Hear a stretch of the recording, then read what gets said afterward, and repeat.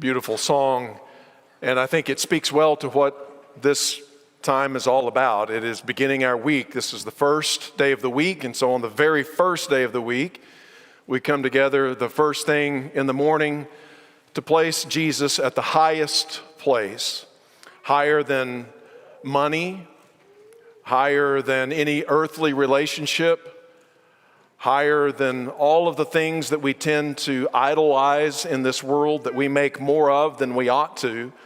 And above all of them, at the very height of our values, we place the Lord Jesus Christ because of who he is and what he has done for us. And it is so important that we regularly, weekly come and prioritize that we worship at his feet, because whatever we set before us as our highest value is the thing that we are going to become more and more like. And if we substitute him who is highest, him who is most virtuous and who is the best, if we replace that with something else, over time we are going to be corrupted by the false image that we're bowing down before. But we come here because Jesus is Lord, because Jesus is Savior, because he is given a name above every name. And it's fitting that we should come before him and acknowledge him as such. So this morning, I want to talk a little bit from Matthew chapter 26. If you want to follow along with me, you may turn there. Matthew 26, beginning in verse 36, where we're going to talk about Gethsemane. This is the setting for the reading that we're about to give. Jesus had spent several hours on this evening with the disciples, transforming the Passover meal into this meal that we're about to observe, the Lord's Supper, washing the disciples' feet, talking to them about important matters concerning what was about to happen to him and what would be the aftermath, and encouraging them in every way that he could. And then it says that they sung a hymn and they went out. We know they were in the city of Jerusalem in some upper room. We don't know the location of that, but he left there having sung a hymn. They went out, and it says that they went out to the Mount of Olives, which is just across from Jerusalem. Jerusalem sits on a hill, and there's a valley between it and the Mount of Olives just across.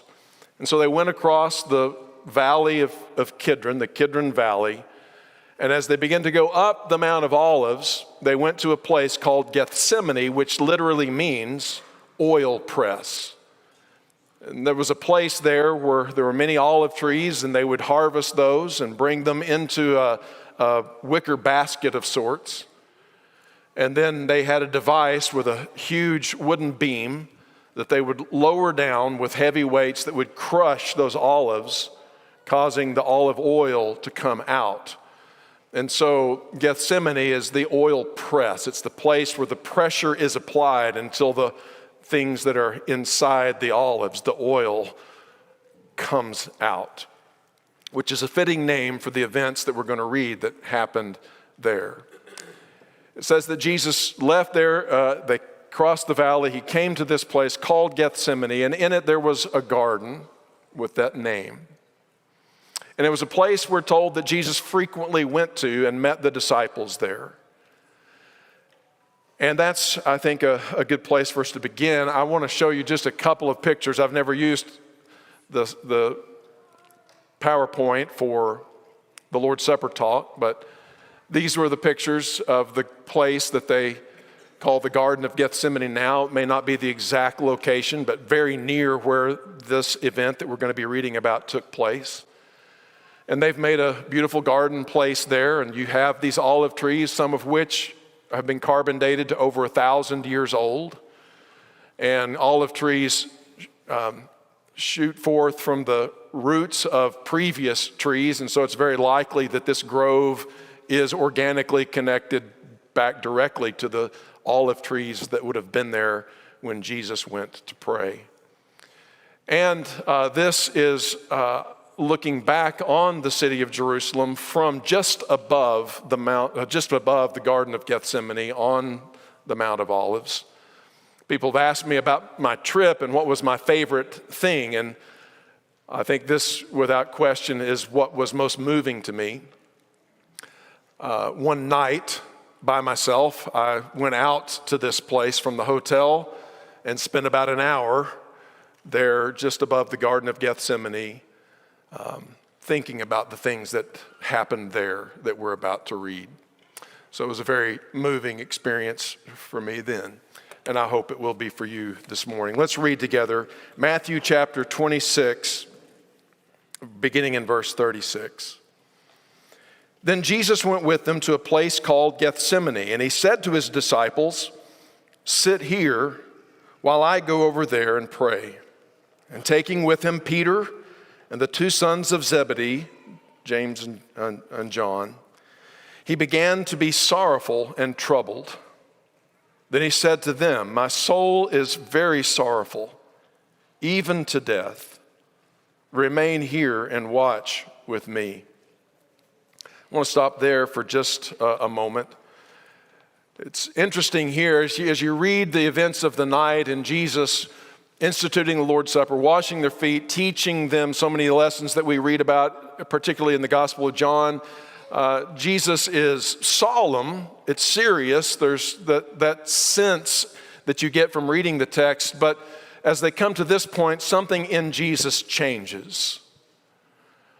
He feels it and the disciples with him sense it.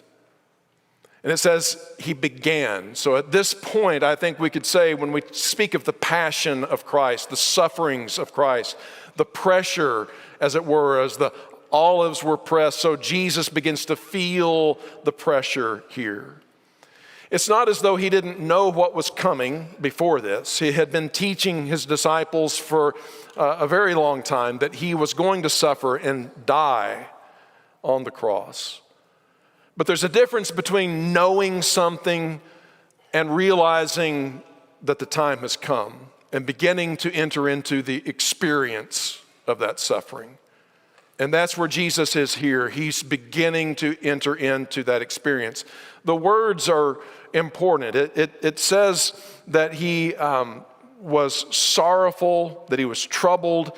Mark adds the word he was distressed, which, looking at that carefully this week, I learned that word can be translated astonished, perplexed, and even surprised.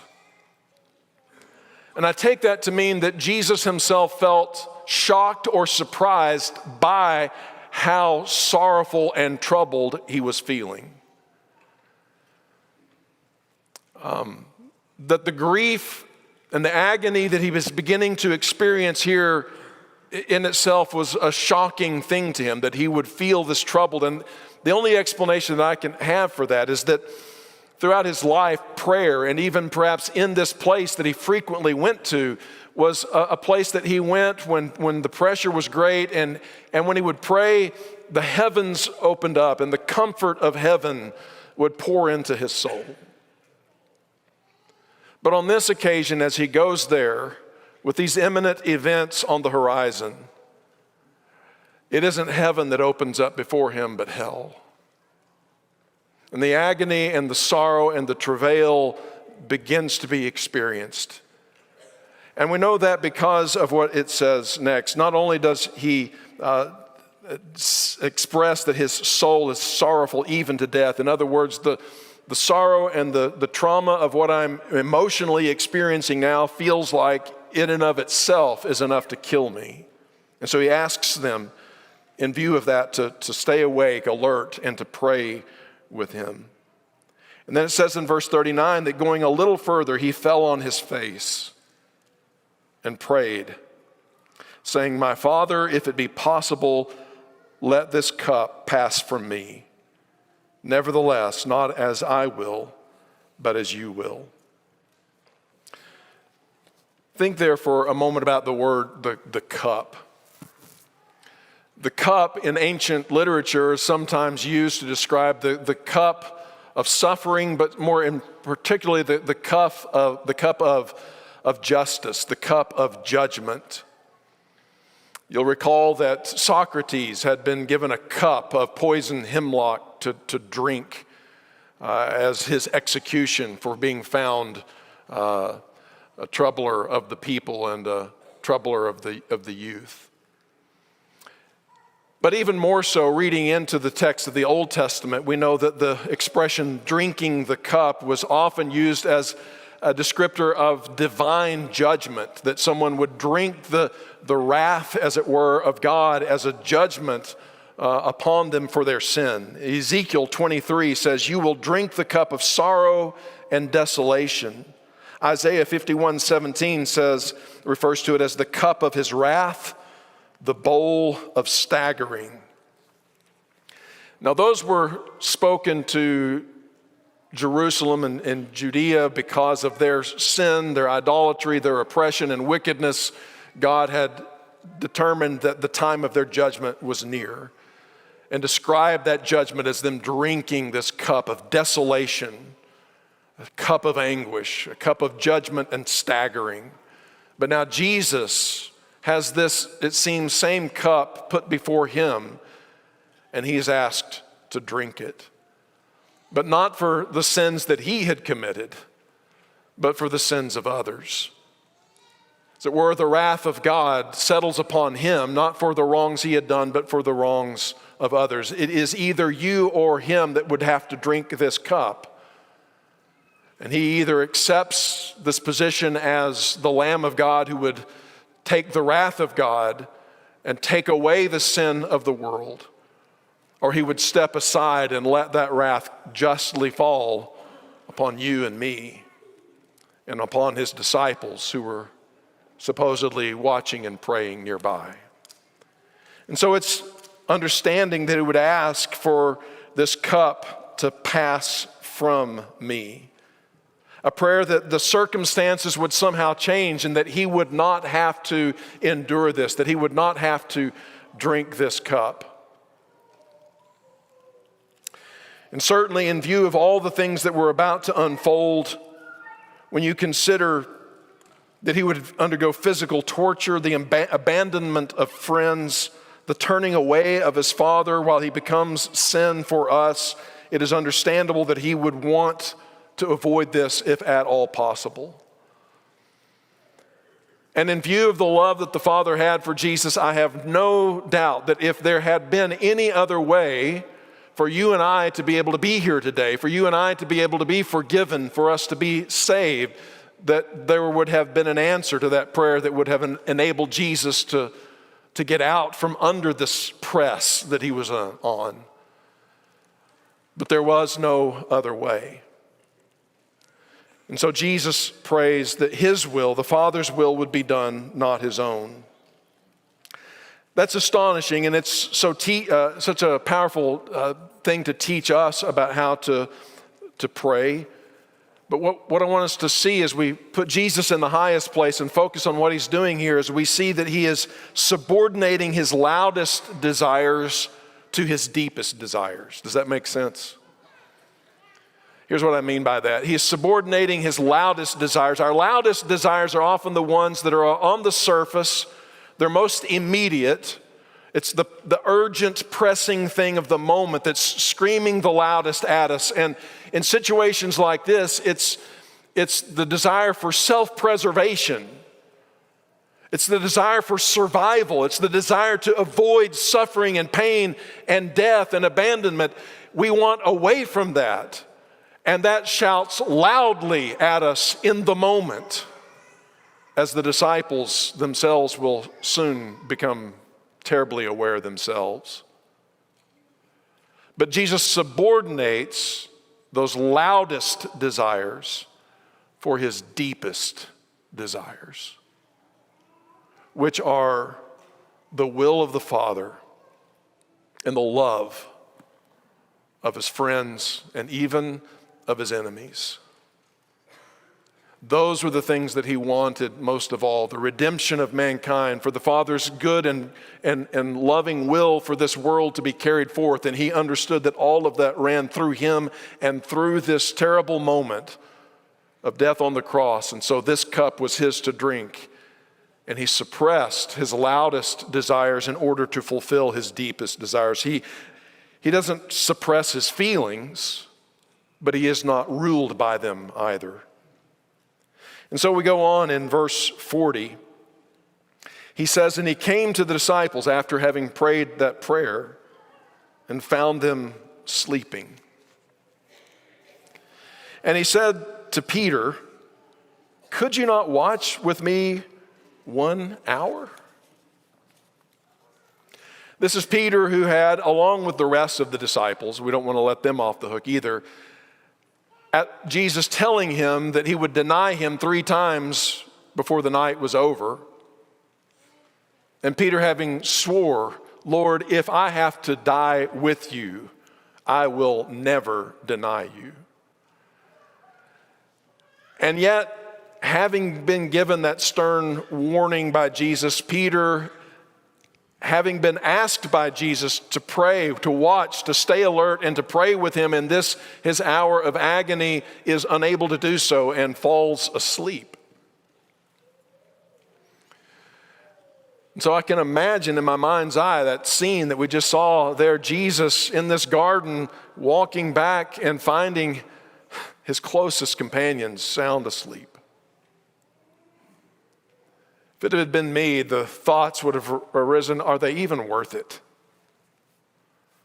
Why should I, who have lived in unbroken fellowship with the Father from all eternity, go through this suffering and death for people who can't even stay awake for their closest friend and master and Lord for 1 hour?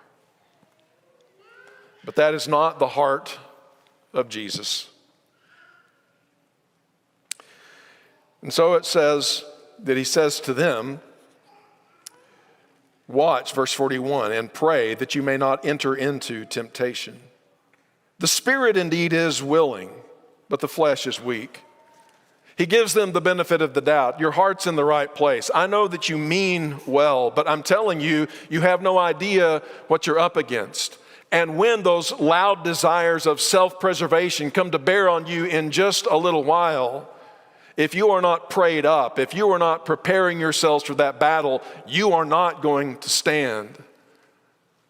Your spirit's willing, your flesh is weak. Stay alert and pray and watch with me. And so he goes again in verse 42. For a second time he went away and prayed. And I don't know why. I've read this text I don't know how many times, but this time I've noticed the wording is a little bit different in verse 42, isn't it? For the second time he went away and prayed, my Father, if this cannot pass unless I drink it, your will be done. It sounds as if there's been a shift in the battle line as Jesus is waging war in prayer against the forces of darkness and his effort to do the will of the Father from, I don't want to do this, take this cup away that I might not have to drink it, to now having accepted that it is his cup to drink and asking that he would have success as he goes forward drinking this cup. He doesn't ask for it to be taken away this second time, but simply that if it cannot pass unless I drink it, let me do it well. Makes me wonder what happened between these two prayers. And maybe the answer to that is Luke 22, verse 43, where it says that after he had prayed, there appeared to him an angel from heaven strengthening him. Maybe he received this divine message that there would be no other alternative. If not him, then them. And so now, rather than asking for a way out of the cup, he's simply asking for strength to endure the cup, to drink it well. And so verses 43 through 46, he again came and found them sleeping, for their eyes were heavy. I get that. Sometimes when I'm deeply grieved, it makes me feel drowsy. They sense something great is coming and are simply unable to stay awake. So, verse 44, leaving them again, he went and prayed for the third time, saying the same words again. Then he came to the disciples and said to them, "Sleep and take your rest later on. See, the hour is at hand. The Son of Man is betrayed into the hands of sinners. Rise, let us be going. See, my betrayer is at hand." And so Jesus met Judas, was betrayed by the kiss, arrested. A skirmish broke out, but Jesus stayed Peter's sword and allowed himself to be taken into custody. And when this happened, the disciples lost their nerve and fled. And Jesus went forward from this point on with great composure in my reading of the text and drank the cup that was his to drink. There's a song I'd like to read the lyrics to very quickly before we ask the men to come before us and serve the supper. It's an old song, and the language is, I don't know if it's dated or just difficult in its poetry. It's night with ebon pinion. That's the way it begins. Night with ebon pinion. What does that even mean? Well, a pinion is like the wing of a bird. And it says, night with ebon pinion. Ebon is black or dark. And so the idea is that it is a dark night, and like the wings of a bird hovering over its nest, so that this is a night with an oppressive darkness weighing down. So he says, night with ebon pinion brooded o'er the vale. All around was silent, save the night wind's wail. When Christ, the man of sorrows and tears and sweat and blood, prostrate in the garden, raised his voice to God. Smitten for offenses which were not his own, he for our transgression had to weep alone. No friend with words to comfort, nor hand to help was there, when the meek and lowly humbly bowed in prayer. Abba, Father, Father, if indeed it may, let this cup of anguish pass from me, I pray. Yet if it must be suffered by me, thine only Son, Abba, Father, Father, let thy will be done. This time we'll be served the supper.